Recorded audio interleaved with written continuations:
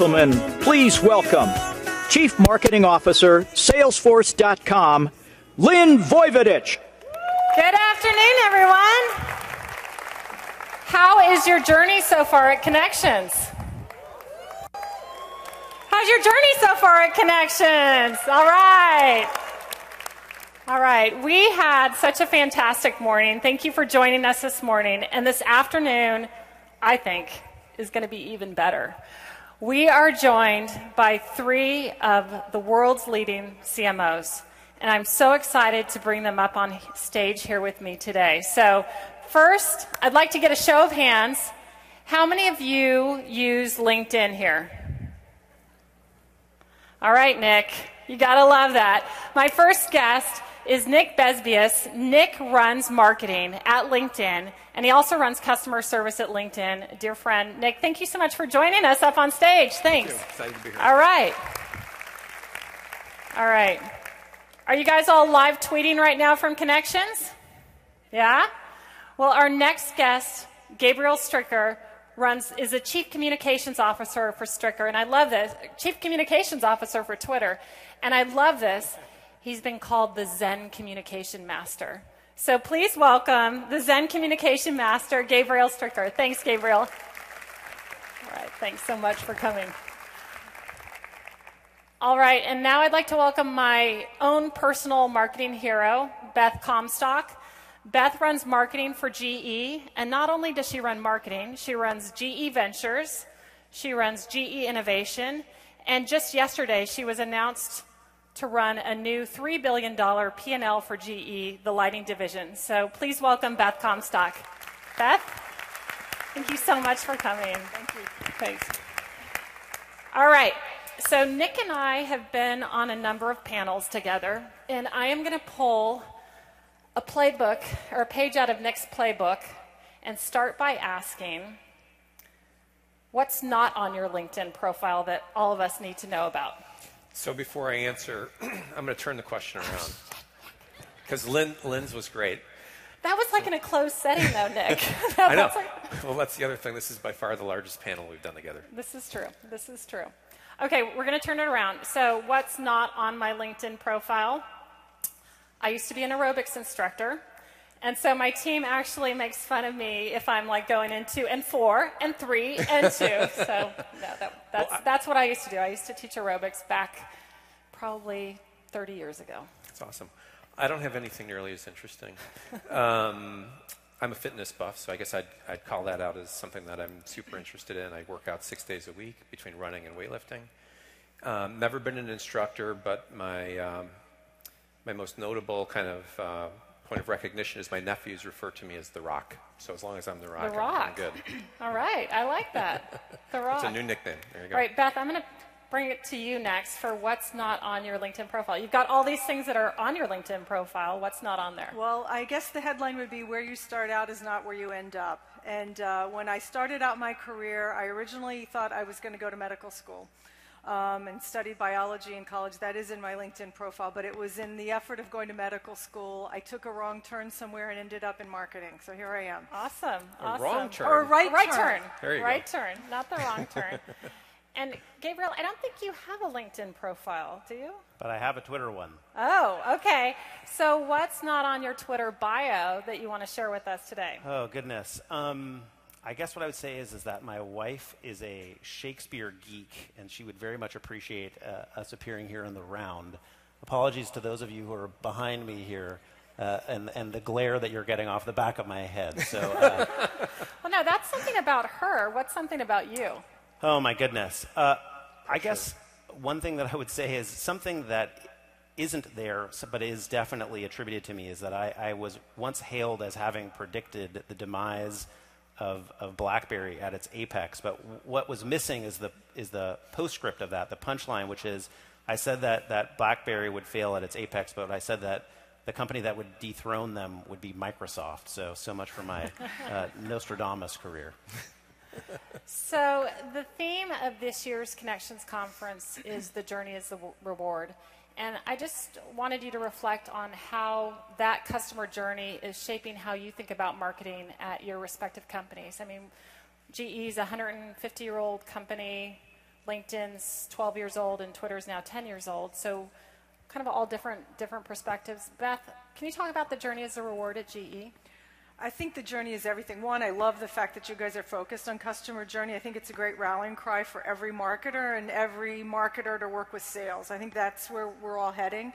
And that's what we've wrapped ourselves around. We've turned ourselves, we're a big technology company. We make essential technology, the jet engine that brought everyone here, hopefully. The idea of how do you deliver better outcomes for customers. And by that, it means you can't just sell a customer a jet engine, an airline. You have to be able to sell them energy efficiency. So it's much more the journey of what's going to make them successful. And so it means you have to literally wrap yourself around the way the company, your customer's company operates. You have to understand that journey from the CFO's office, the CEO's office, the CMO, whether it's a chief marketing or a chief medical officer, the entire C-suite. So I think that is absolutely how our company is reinventing itself right now. Awesome. Gabriel? You know, I think that what's really so exciting, particularly at Twitter right now, is this intersection of real-time and long-term. I think for the longest time, what you saw in the world of marketing is this conflation of real-time meaning short-term, and the beauty of the journey is that so much of what we're seeing is this series of incrementally compounding short-term interactions, real-time interactions with people that build out this long-term journey-filled relationship, and I think the most effective marketers are able to see the fruits of that over time. Nick? Sure. I think from a LinkedIn perspective, there's two parts to the journey that are really interesting, kind of touching on what Beth said. Part of it is the journey the member is on. As a professional, we're all on a journey. And one of the biggest opportunities I think we have as a company and for marketers more generally is to understand the customer journey and how we can add value. So there's a big component to like how we engage people more deeply and the role that we play in building the relationship with LinkedIn. But I think the higher order bit is really about understanding customers' needs. Yeah. And so I think the journey is it's a great rallying cry for marketers. Great. Yeah. So we're all living in a world now where our customers, our consumers, they're more empowered, they're more connected. How is that changing your role as a marketer at your respective companies? You know, for us, because Twitter was actually born in mobile, I think there are a lot of companies that describe that, oh, yes, we're mobile at our core. Twitter really was born this way, as I think many of you know. I was going to be like Lady Gaga. There you go. Well, the fact that we have the 140-character constraint was really born of SMS and text-based constraints. And so the process of adapting to a mobile world and various devices and for Twitter hasn't really changed. What is great now in this world of so many connected devices and connected people is that it's not so much a matter of ensuring that if you connect with the person, you know that you'll connect with them. It's just a question of exactly where and when. So it's been really wonderful to see it all unfold. You know, in a connected world, our customers, they know everything about us before we show up. So I think you're very naive to think that they show up never having heard of you or what you sell. They've done that. I mean, LinkedIn, you know, how many times you meet somebody and they're like, yeah, you did this and that, and you're thinking like, oh, that's right, you read my LinkedIn profile. Well, all of your products have a profile somewhere digitally connected. So they want to know, okay, I've done all my homework. Now explain what homework you've done on me. I want to know what you understand about me. You have to be much more imaginative, much more relationship driven from the beginning. And so, again, it's back to that journey. The expectation is they've done their homework. Boy, you better have done your homework in a connected world. Yeah, I think a connected world means the consumer's in control, to build on what Beth was saying. And so for marketers, I think we're kind of being drawn back into storytelling. You know, there's this real need for authenticity today. I hosted a internal offsite with the marketing team, and I was, the message I was delivering to my team was we really need to think about our purpose as a company and what's relevant to our customer, our member, and the intersection of those two kind of circles is incredibly powerful. So I think what you see now is marketers thinking more and more about the message and being from an authentic place. Like, what's your purpose? People aren't just buying products anymore. They're not just engaging transactionally, right? They're making more considered decisions about the companies they engage with. So it's an awesome time to be a marketer. Right? Yeah, I think it's, like you said, it is such an amazing time to be a marketer. And we have so many tools now. We have so much data. But like Beth, you said, we need to come prepared, and we need to bring that back to the customer. Well, you guys highlighted it on some of the videos earlier. I think this expectation that we collaborate together. I mean, it is very much expected. You ask me if you want to do business. If I want to do business with you, your customer says, I expect you to help me to really take what I'm saying, and I want to see it back in a product. I want to, whether you're a customer or a consumer customer or a business customer, I think that's exciting. It means that people are going to want what you have because they've helped invent it. Those kind of tools are coming online every day. There's something new that allows us to collaborate. I'm excited about that in particular. Yeah, and I mean, you just touched on communities there, and you both have huge communities. Do you want to just talk about that, how you're thinking about building and further creating more of that community within the communities that you've already built? My goodness. In the case of Twitter, it's possible that there has never been as powerful a viral platform as Twitter because it's all of public, real-time, conversational, and widely distributed. And so the ability to tap into communities and have them be the evangelists for your message and your image, and have them be the storytellers, and have them be the ones who are facilitating these relationships is just enormous. Yeah, I think the dynamic, to your point, the dynamic in communities today has really changed from companies trying to manage the conversation to participating, the consumers in control. And so, the question is really, it kind of goes back to authenticity, right? How do you engage in an authentic way and have a conversation that adds real value? Yeah. So Beth, earlier when I introduced you, you've got ventures, marketing, lighting now. You run marketing for GE, which has so many diverse industries, financial services, healthcare, really so many different industries. And as you think about marketing across all those industries, what are some of the commonalities that you see, and what are some of the differences that you see? Well, the commonalities are that you have to put your customer in the middle, no matter what industry that you're in, and that's changing with digital tools. So no matter if you're in GE Capital or you're in healthcare, your customers are expecting this different experience. They're expecting all the things we've talked about. So it's in some ways pretty easy in a company like mine to find these horizontal themes. That's a lot of what I do, kind of and the teams I work with help connect the dots. So in many ways, that part's easy.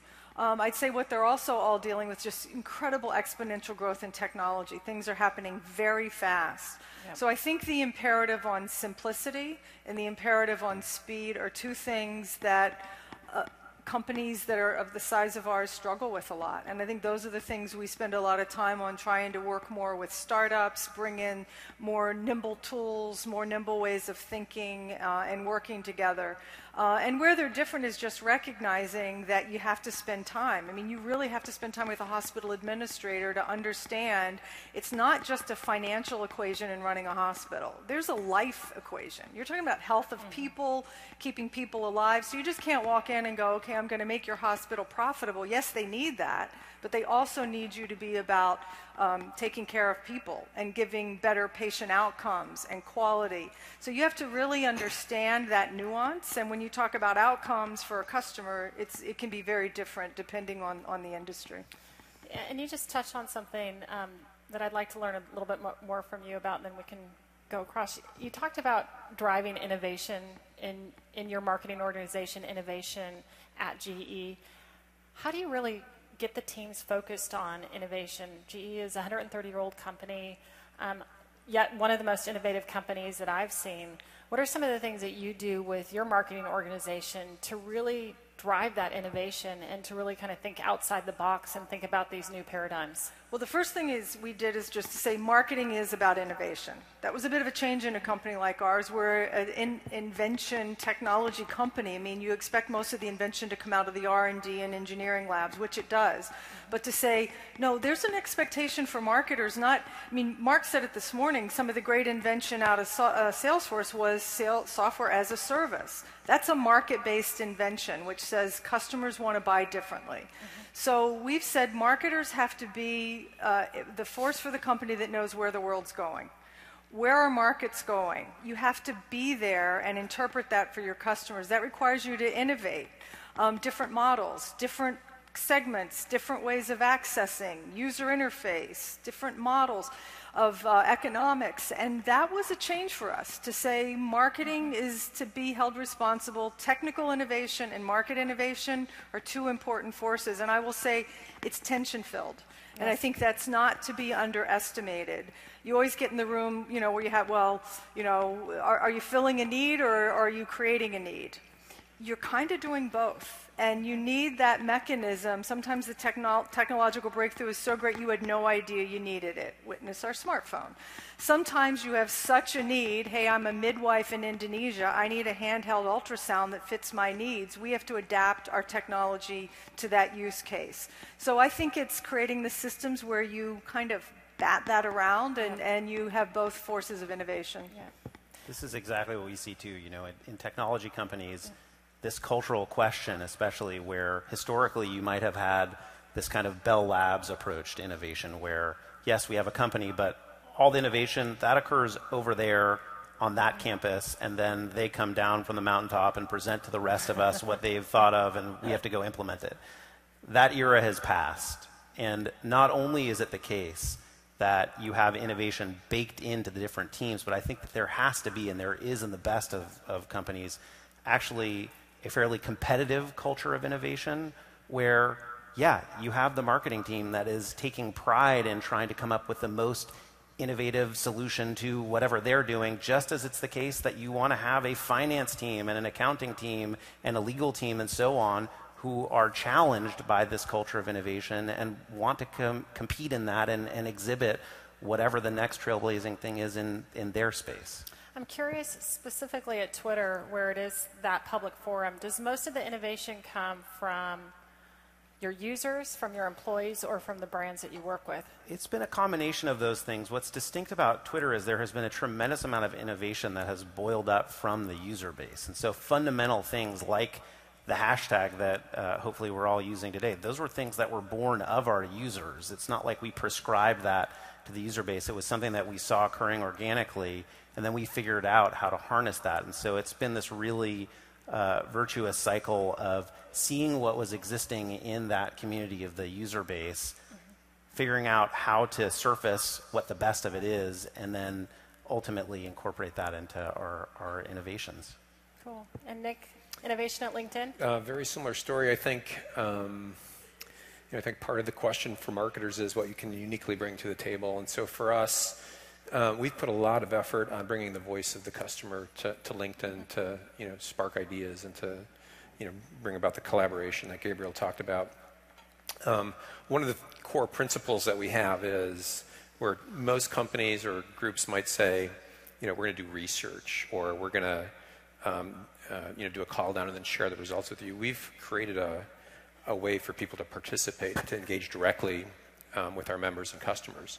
And so product folks and engineering folks and so on are all participating in this process where instead of them being off in the corner, they're actually engaging very directly, because very often, when you get in front of a customer, you learn a lot, right? You hear about things that are real needs, and it may just nudge you in a direction that you didn't think to go.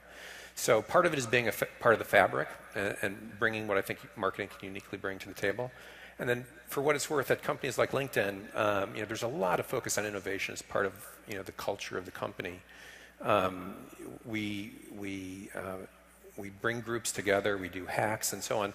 Interestingly, one of the most prolific hackers at the company is a marketer, right? So he codes and puts things out there, and it's just it's not as regimented as you might think, where like product is thinking or R&D is thinking they own innovations. Really become part of just the cultural norm. Yeah. So a question I have for both of you, and I hear this from so many marketers in the room about how do I drive awareness? How do I drive awareness? And I think you both have a little bit of a separate opportunity in that you've got the reverse funnel. You've got a lot of users. How do you get them more engaged? And so I was just curious, as you think about that opportunity, how are you thinking about that specifically at LinkedIn and at Twitter?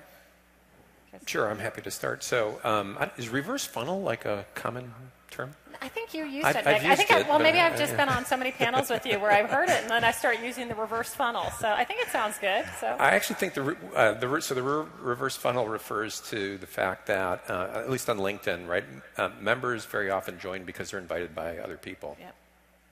It's not that they've made the considered decision to be on LinkedIn. Gabriel invites me, therefore I join, and now I'm on a new platform. And so one of the challenges that we've had historically is we've really got to get people kind of more familiar with the rest of the product experience and what's available to them on LinkedIn. And so for us, a lot of it kind of goes back to something Beth alluded to earlier, which is easy and simple. And so there's a lot of work going on right now to make the product experience more simple for people to engage with and understand. And then marketing has a very big role in helping product teams understand like what members are looking to do, and also to help drive things like an onboarding process where we start to really get them engaged. The platform itself, if you think about it, if nobody's on it, it has zero value. So the first thing we need to do as a company is get people connected to other members, right? And once they get to a certain amount of connections, the platform really lights up and it starts to add value and it gives them a reason to come back daily. And then from there, the kind of the flywheel spinning, if you will, and they tend to get more engaged. So. I think how we're approaching this, like I said, is at this real intersection of real time and long term. And if we approach the onboarding process, the engagement process, with an eye towards how can we have this long-term lasting relationship with our users, then some of the things that maybe as marketers we had held to be true, namely it has to be transactional. It has to be as quick as possible getting someone from the front door to the actual user experience. What if instead, if you were planning for the long term, you took an extra moment to actually foreshadow for someone what experience they would have were they to come in there? If you were to take slightly extra time to say, here are the benefits associated with this, here's exactly how this is going to fit into your daily life. Right. And we started to experiment with that more and more, particularly surrounding the World Cup. Yeah, Exactly. Can you talk a little bit about that experience for the World Cup? Because I think that's such an interesting story. Well, relatively speaking, that's a long-term event, certainly compared to something like the Super Bowl, which is here and gone in an instant. Yeah. The World Cup is something that's taking place over the course of a month. I know that for those of us here who are involved in this seems like ancient history now, the World Cup, but this is an event that is taking place over the course of a month. And so as a platform, we had this opportunity to engage with our users over this relatively long period of time, and we saw the same thing with a lot of brand marketers too, that they saw this as an opportunity of, well, what if we could take this amazing world event and this stage as an opportunity to nurture a relationship with our users or customers around this roughly month-long experience, and we saw amazing things. I love that Beth is watching it, because I'm sure the whole notion of long-term for you, where I buy a jet engine and I have it for 40 years, is very different than that month-long long-term engagement. So it's just interesting seeing you two sit next to each other. But as Gabriel's talking, I'm thinking, one, just these two platforms are two of our best for engagement and digital brand marketing. And I think about with Twitter, the ability to create events. So yes, you can tie to a World Cup, or you can do something that we did together with Vine and created 6-Second Science, or Pi Day, the day that you celebrate not pies, but the 3.1425. Exactly. Yeah. Thank you. So for all the mathematicians in the room, I was an engineer, so I remember my we were pi. able to create a totally unique event called Pi Day. And then you look at something like LinkedIn and this relationship management and the ability to just connect on this very deep business level and go very targeted. And we've created communities on LinkedIn around Internet of industrial Internet of Things for industry. And the ability to get people in like-minded interests to keep a relationship going. I think like our teams, our work has changed so dramatically in the past few years because of the collaboration in those two areas. So that's what I think when I hear them talk. The common thread, really, whether it's the World Cup or Pi Day, what have you, is engaging with the customer on their terms, right? Like, it's, I don't think it's about the World Cup being necessarily long-term. I think it's about the World Cup being the beginning point for a long-term relationship and understanding value. A conversation. Yeah. Exactly. It could be 6 seconds to geek out on geometry, but it is 6 seconds to geek out on geometry as a sort of springboard to have a lifetime relationship with whoever it is that you're engaging with. Yeah, it kind of goes back to, I think, it's interesting because it kind of goes back to experiences, right? Like, I remember, so I worked at Microsoft for years. I remember when I got my first Mac and opened the box, and that experience, right? Like, today, like every single device in my house is a Apple device, but it's the attention to those experiences, those moments when you can influence a long-term relationship. I think we tend to, kind of forget that those interactions are precious moments when you can, make an impression and stand for something. So. And I think the pressure of having to feel you have to reach everybody is like so gone. At times it's important, look at World Cup. At times you want to, you can reach the world. Yeah. And at times you want to just reach tech geeks who know a difference between PI and PIE, right? Yeah. And that ability to engage at that very micro targeted level has totally changed the way we do business. Yeah. So I'd like to shift gears and talk about who you think, what other companies you think are doing marketing really, really well. So, boy, I have applauded them publicly, and if there's someone here from GoPro, good on you. These people are so impressive, not just impressive on Twitter, although they are incredible in their use of Twitter, but it is amazing to kind of see this unfolding before our eyes, this what is fundamentally or was fundamentally a hardware company in just their development into what is really a media company. And their use of all these different platforms in helping that evolution, to me, has just been breathtaking. So, same offset I referred to earlier, I highlighted 3 companies. One was GE. I thought What My Mom Does at GE campaign, I thought was fantastic because it humanized GE, right? It kind of went back to this authenticity and purpose, and it was an interesting way for consumers to connect in a very different way with GE. The 2 others that I cited were Dove. Dove did a really touching campaign around kind of beauty and kind of first time I saw that, I was just in tears.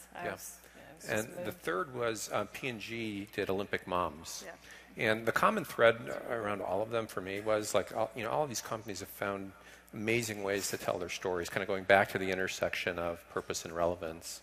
So, I don't think it has to be a new technology company. A lot of some of the most innovative work in marketing is happening from companies that, have really, really focused on the customer and found interesting ways to bring the story to life. Beth, how about you? I'm really grooving on these emerging companies that are opening up.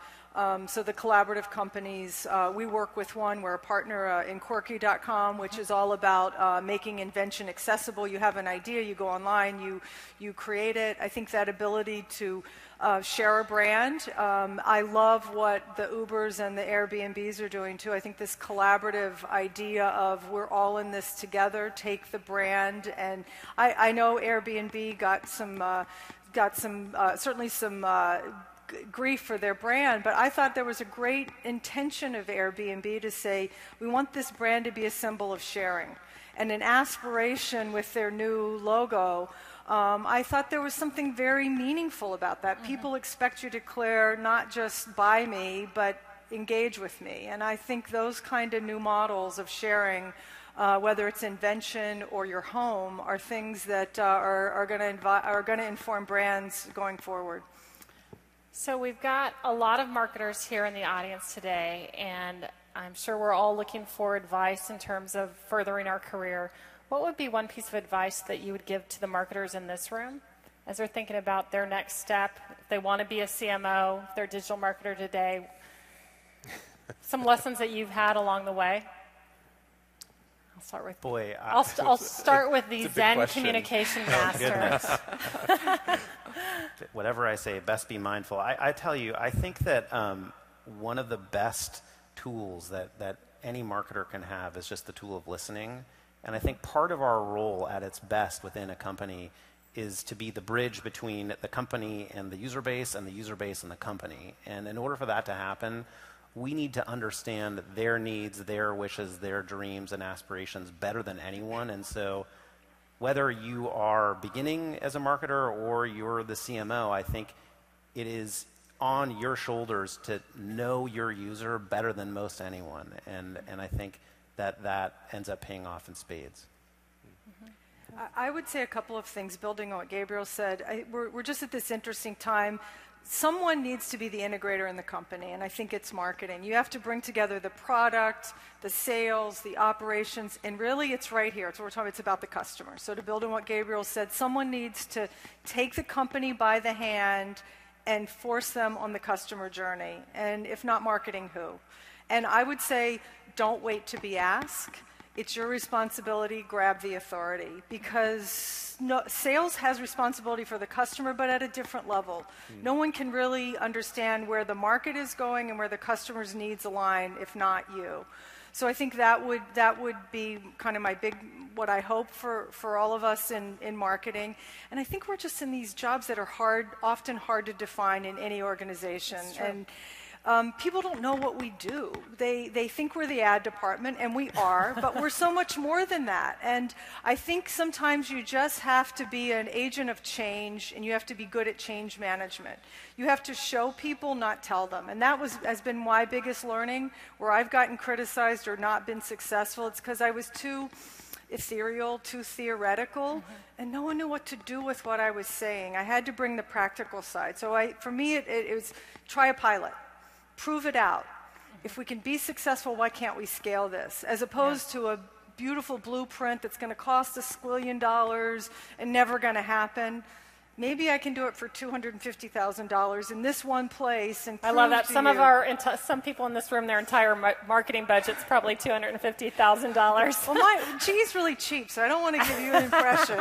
As these guys know, we're pretty cheap. So anyway, those would be a couple of thoughts. Well, and just to that point, my CEO, Mark Benioff, loves to say tactics drive strategy. And it took me a while to get that, because I'm very tactical, but I also love to be incredibly strategic. And it's just to your point, I think as innovation drivers within our organization, it's constantly experimenting, it's trying, it's putting things out. And when it works, then you double down.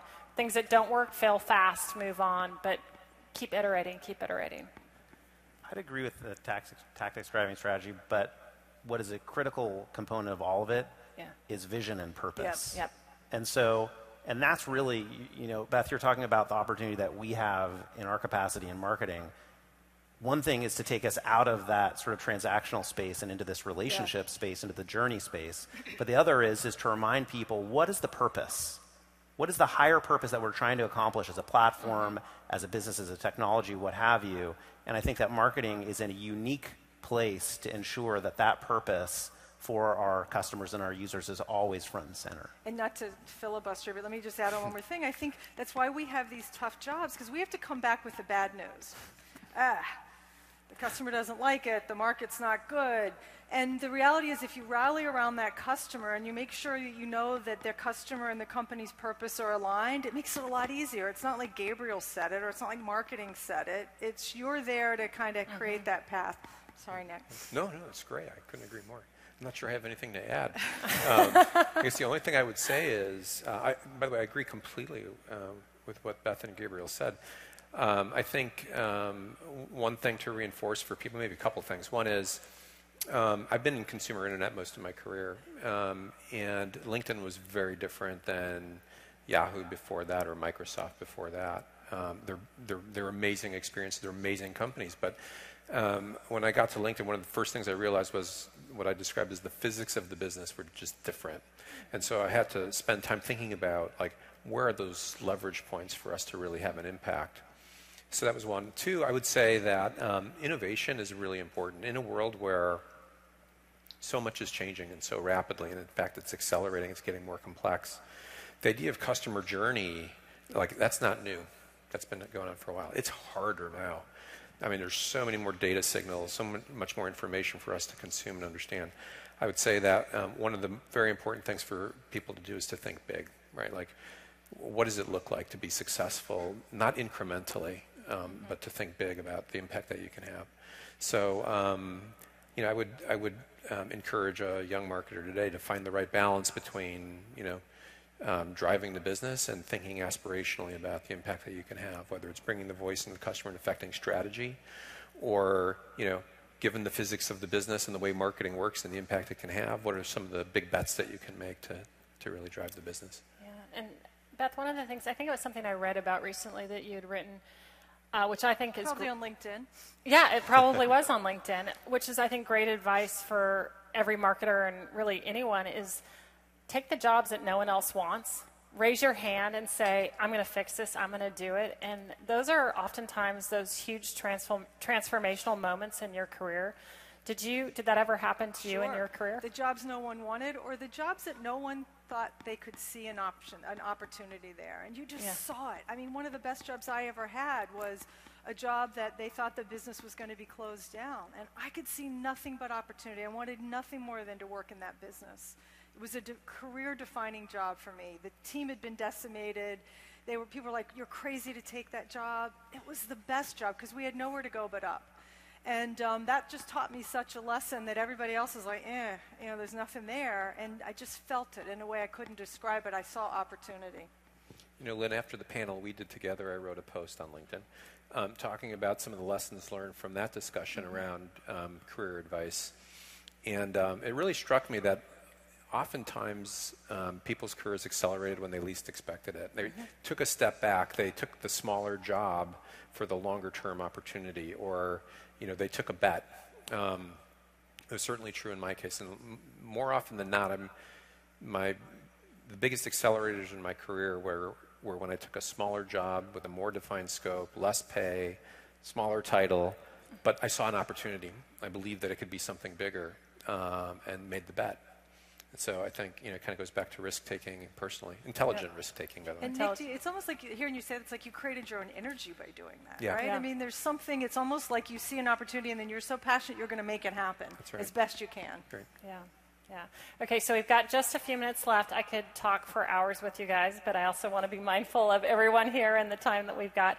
I'm going to switch gears and do some rapid-fire questions. Okay, you guys ready for the rapid-fire round? You start with Beth, though.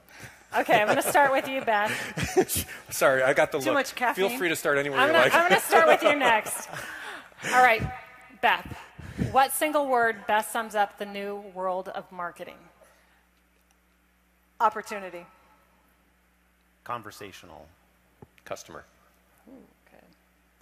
What is your most hated business buzzword? God, that's a tough one. Start with Nick. Nick! No, that's not the word. Nick, what's your most hated business out loud? buzzword? I don't know. All right, Zen Communications Officer. Officer. Please start with Zen. Robust. Oh, that's a good one. Well, I'm going to say this, and I don't mean I'm kind of tired of innovation, to be honest. I love the act of it. I love what it stands for. That is heresy, Beth. But the the word gets overused. I mean, we kind of need a new word. So I love the act, but I hate the word. How's that? Okay, Gabriel. You want more on my hate list? Asymmetrical. Okay, that's a good one. Okay, last question. I dodged that one. Thank you. Yeah, that was good. Last question. Complete the sentence. Capturing customer attention is... I should have you guys do the buzzers, so who gets to go first? Thankfully, there's no right answer. Yeah, that's true. I'll go with you, Nick. All right. Capturing customer attention is... I don't know. Nirvana. Profound. Essential. We have a saying we like to say, mind share before market share. You can't sell anything unless you got it up here. Hearts and minds. That's well, right. You guys, thank you so much for joining us here. Thank you. I know you have such busy schedules, and coming out here to join us with all these marketers has just been such a treat for me, and I think for many of us here. A treat for me. Thank you. Thank you so much, and please join me in thanking this audience. Thanks, Nick. Thank you so much. Thanks. That was awesome. Thanks, Gabriel. Thanks, Beth. Thank you so much.